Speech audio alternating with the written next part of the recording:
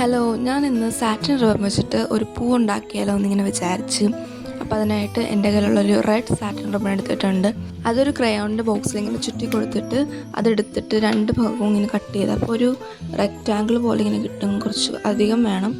എന്നിട്ട് അതിൻ്റെ അറ്റത്ത് ഒന്ന് ഗ്ലൂ ഗണ്ണ് തേച്ചിട്ട് ഒന്ന് ഒട്ടിച്ച് കൊടുക്കുകയാണ്. രണ്ട് ഭാഗത്തും ഇങ്ങനെ ഉള്ളിലോട്ട് മടക്കി ഒട്ടിക്കണം. ആ ഗ്ലേസിങ് വരുന്ന ഭാഗം പുറത്ത് നിൽക്കണം.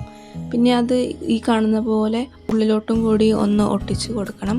അങ്ങനെ നമ്മൾ എല്ലാം ചെയ്യണം. അത് കഴിഞ്ഞിട്ട് ഗ്ലൂ ഗൺ എടുത്തിട്ട് അതെല്ലാം ഒരുമിച്ച് ഇങ്ങനെ ഒട്ടിച്ചിങ്ങനെ കൊടുക്കണം. ഒരു മാല പോലെ ഇങ്ങനെ ആവും അപ്പോഴത്തേക്ക്. പിന്നെ ഒരു സ്റ്റിക്ക് എടുത്തിട്ടുണ്ട്. സ്റ്റിക്ക് കൊമ്പ് എന്തെങ്കിലും എടുക്കാം.